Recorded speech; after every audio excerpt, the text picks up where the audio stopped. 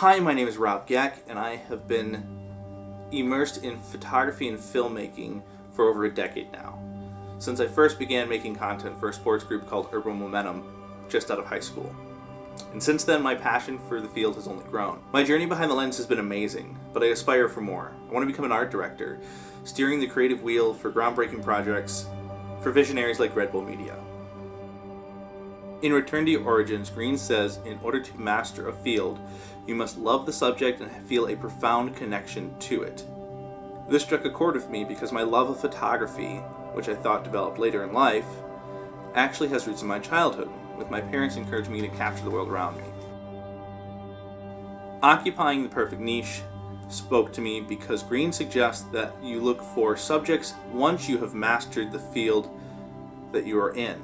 This pairs well with my ADHD. When I lock onto a subject, I hyper-focus and study until I know all there is to know about it. In Avoid the False Path, Greene warns a false path generally is something we are attracted to for the wrong reasons. Been there, done that. I focused on creating content for making money and not for my passions. Let go of the past, the adaptation strategy, validated my own experience. My future is my life's task, and everything else can be left behind. My loyalty is only to myself and those that support my goals.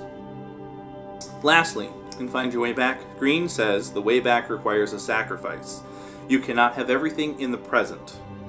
This hits home as I've had to make big sacrifices, even going back to school and being separated from my wife, knowing that my efforts will create a better future for both of us.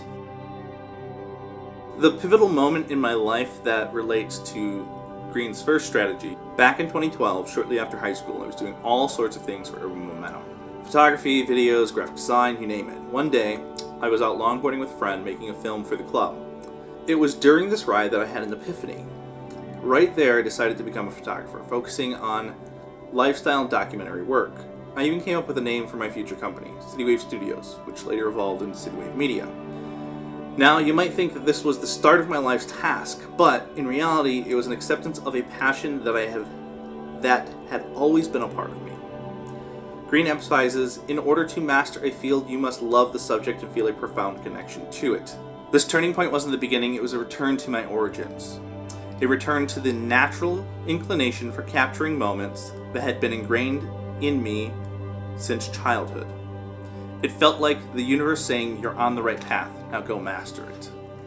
As I've navigated through my career, my aim has crystallized. I want to become an art director. I see myself at the helm of creative projects, shaping the vision for companies that value innovation and storytelling, companies like Red Bull Media.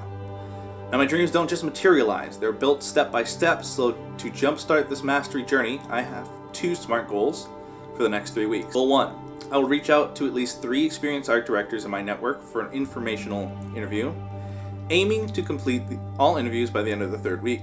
The aim is to gain insights into the role and identify skills I need to hone. Goal 2, I will complete my magazine that I have been working on.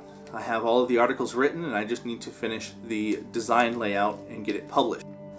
I'm committing to allocating specific hours each day to completing this goal within the next 3 weeks. These goals aren't just tasks on a to-do list, they're the foundational steps towards my dream career. By committing these achievable targets, I am not just dreaming about my future, I'm actively building it.